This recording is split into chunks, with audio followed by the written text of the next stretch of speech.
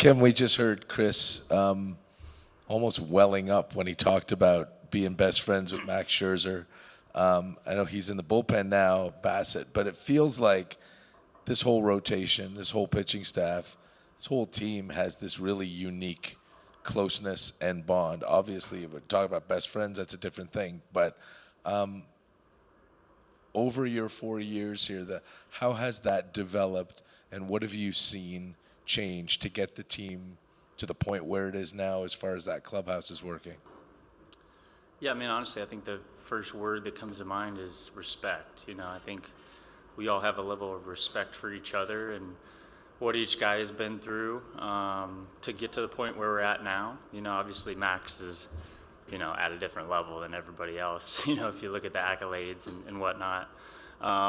But honestly, just a lot of veteran pitchers. We've had some young guys kind of sprinkled in there the last couple of years, but really it's kind of been the old guys, and we kind of take pride in being able to go out against some of these young guys and pitch better than them, and so I think, we just kind of relish the opportunity to go out and continue to kind of go against the grain of everybody thinking maybe, these guys don't have it anymore or whatnot, so really since I've been here, the starting rotation has been really close. We all watch each other work, we watch each other's bullpens, and I think that adds to that respect.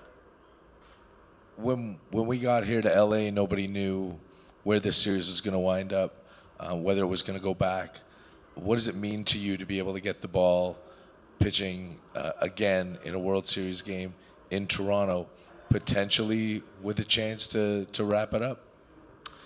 Yeah, I mean, it's exciting. Rogers Center is going to be fun. It's going to be electric. It's going to be everything that it has been for the last month and probably more, So we're excited to get back there. Obviously, we're really good at home, so we feel confident playing in front of our own team. The fans there have been awesome, especially lately. They bring the energy. They pick us up when we need it. And so, obviously coming here was the goal to get back to Toronto. Bit further back to your right, Rob. Hey, Kevin, you've talked many times about when you were a free agent and considering options and how much research you put into it and what made you decide upon Toronto. Now, it's taken a little while to get to this point, but what really attracted you to the team in terms of the direction you felt it was headed at the time?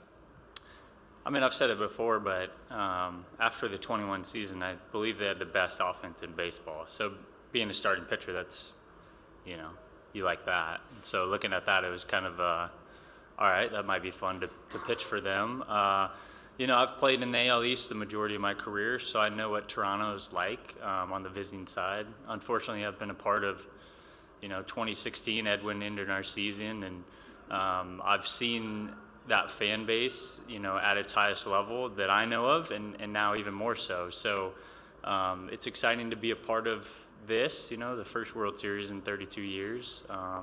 And it's more exciting that we're going back to Toronto and able to play in front of our home fans. 6 rows back on your left, Gabe. Hey, Kevin. You've been around for the facility buildup this organization's had both north and south of the border. What do you think the impact will be on this playoff run, regardless of outcome, with regard to the organization further kind of planting its flag and becoming even more of a destination for players and otherwise? Yeah, I mean, I think you really got to look at, our head honchos for turning Rogers Center into, what I always thought was a great place to play. But now as a fan, I mean, you come to watch a game there.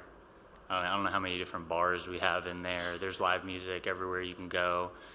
Great food options. I mean, it's kind of turned into a big party. So it's a lot of fun. But, on the other side, I think when I first signed here, I saw the talent, and everybody talked about the talent. We've always had the talent since I've been here. So it's nice to kind of get to a point where that talent is kind of matured into being one of the last two teams. And so that's really exciting.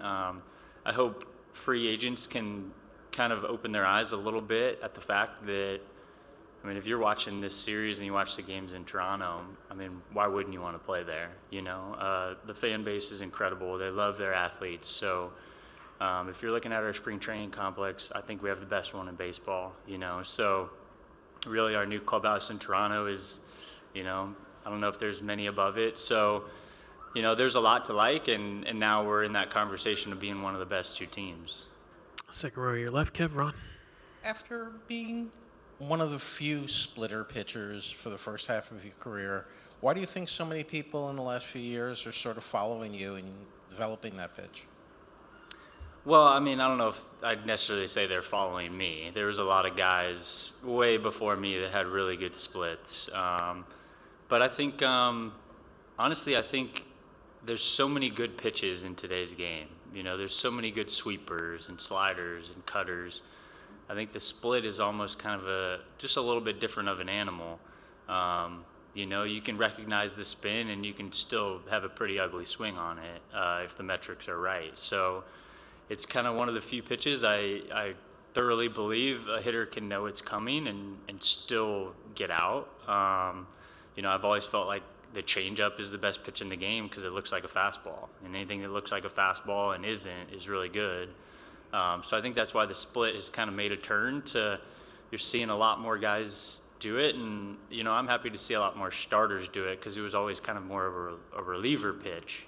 So to me it's exciting to see guys like Yamamoto throw it a lot, and it's a hard pitch to control, and sometimes you don't need to, but it definitely helps if you can. It's definitely my kind of bread and butter, and the reason why I'm here, to be honest. So, I'm definitely pro split. Do you think during the World Series how different your life and career would be if you hadn't been at Grand Canyon that day and run into Chris Brown? What's that? Do you think how different your pitching and your career would be if you hadn't been working out at Grand Canyon that day and run into Chris Brown?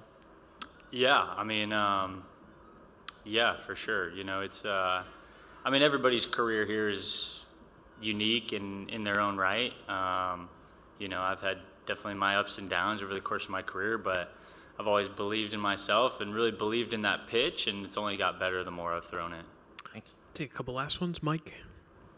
Speaking of everyone's career being different, I wanted to ask you about Nathan Lucas. You were a first-round pick. You were in the big leagues at 22. He was a guy who really grinded and didn't get a lot of opportunities. And this is his first full season in the major leagues at 30. And there he was yesterday as the leadoff man in a World Series game, and maybe again in Game 7. And I see you're starting to smile. Like, what does that mean when someone like that who's been through that can get there?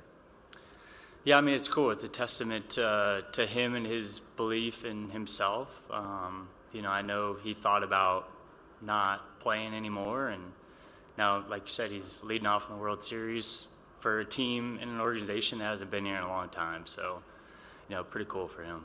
What does it mean that all these guys who, not much was expected from this year, whether it's him or whether it's Ernie or Barger, have sort of banded together to form this offense that has taken you guys this far? It's almost like an overlooked crew beyond the big guys. Yeah, I think honestly, if you watch like the second half of last year, I feel like all those guys kind of made huge adjustments, and it kind of going into the off season, it was, we can maybe rely on this guy to really take a big jump, and some guys have more than others, but man, everybody has contributed this year, and it's been a different guy every game. So that's what's been most fun for me to watch is, yeah, we have the big name guys, but it's those other guys that are really kind of setting the table for those guys and coming up with big hits and playing out of position, and it's just been a lot of fun to be a part of. One last one for Kev, if there is. All right, Kev, best of luck to you guys tonight. Thank you.